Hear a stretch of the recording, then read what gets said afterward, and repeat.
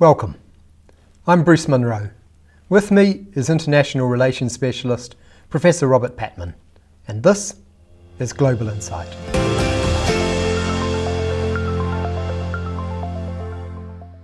Venezuela was once the richest economy in South America, a country with huge oil reserves. Now, many of its citizens are living in poverty, and the country is in political turmoil. Welcome, Robert. Good morning, Bruce. What is it that's going on in Venezuela? Well, your introductory remarks, I think, captured it. It is a country in turmoil, and it's a country which is drastically underperforming in economic terms. And I think a lot of people are suffering in Venezuela. People are going hungry, and you have a government, Nicolas Maduro, who's presided over a situation in which the economic growth has gone into reverse. And there's a lot of very unhappy people. Not least, although Maduro presents himself as a socialist, a successor to Hugo Chavez, he stands for redistribution of wealth, but of course his critics say he does redistribute wealth, but largely into his pockets and those of his immediate entourage. Two politicians are fighting for control. Both men say they are the legitimate leader. Who are these men, and what sort of Venezuela does each represent? Well, one of them we've mentioned, Nicolas Maduro. He was Hugo Chavez's chosen successor, and he subjected himself to two elections. The last election proved very controversial because opinion polls showed that he only had about 20% of popular support, yet he somehow won with 68% of the vote. That led to widespread charges of vote rigging. He also seems to have bypassed the constitution. He suspended the National Assembly, and that has led to the fact that he's running an authoritarian government, essentially. That led to a key figure in the opposition there, the People's Will Party, which is social democratic, slightly left of centre, but more centrist than the Maduro regime, led by Mr. Juan Guaido. And he basically declared himself president in January after the rigged elections.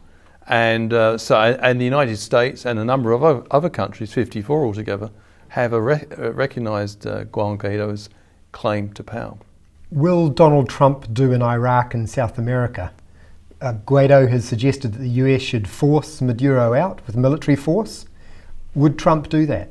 Well, Guaido has certainly asked for military support from the Trump administration. And the Trump administration, relations between Venezuela and the United States have been pretty poor for a long time.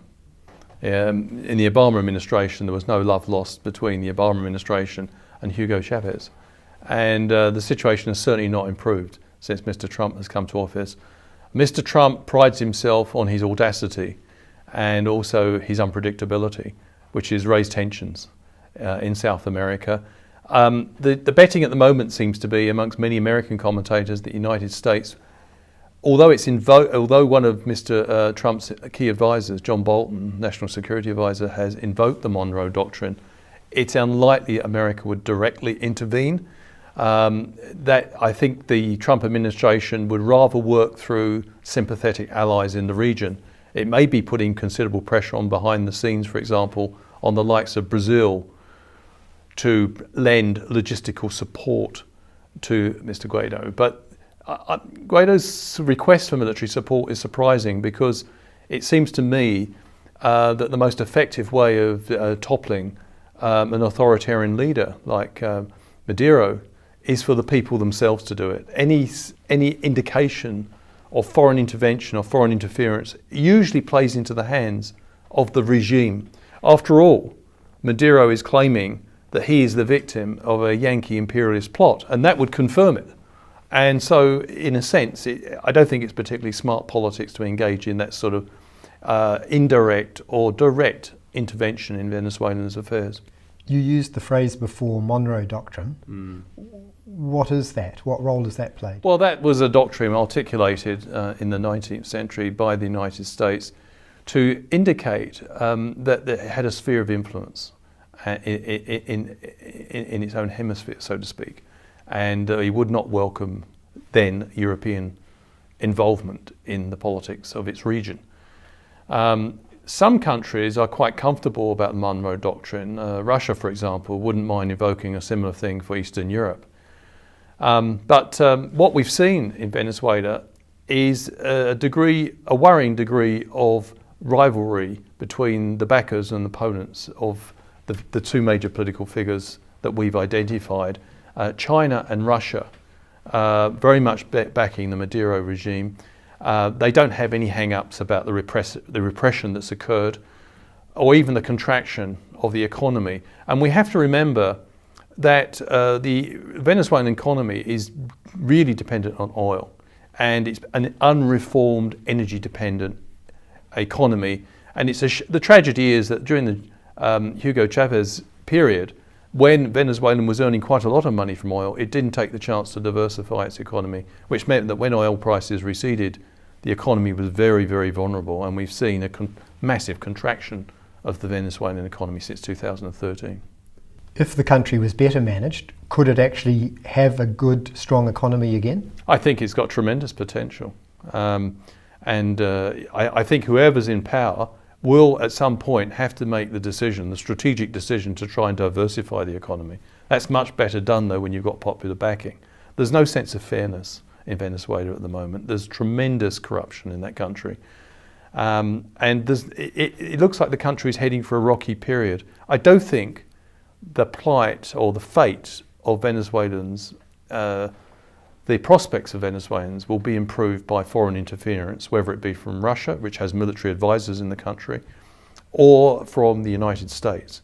And some commentators are talking about a Cold War scenario, but I think that's a gross simplification. I don't think we're into a Cold War scenario. Russia and America don't, and they're backing, different horses in the race, so to speak, but there's no huge ideological confrontation between the United States and Russia over this. Russia is vulnerable because it's invested $17 billion. Much of that money is both in military, but also in the Venezuelan oil industry. And so they may feel they have a stake in backing, I should say, the Maduro regime, because they stand to lose if there's a popular uprising, and Maduro is displaced. So you feel that Venezuelans need to sort this out themselves? I do, yes. Why is that important? I think it's very important because for a country like New Zealand and a number of other liberal democracies, we believe in an international rules-based system. It's not that countries like New Zealand support the Maduro regime. I think it's fair I can't comment for the government, but I would think that on balance, having seen the plight of what's happened in Venezuela and given very strong allegations about vote rigging, we would not support in principle what the Maduro government has done.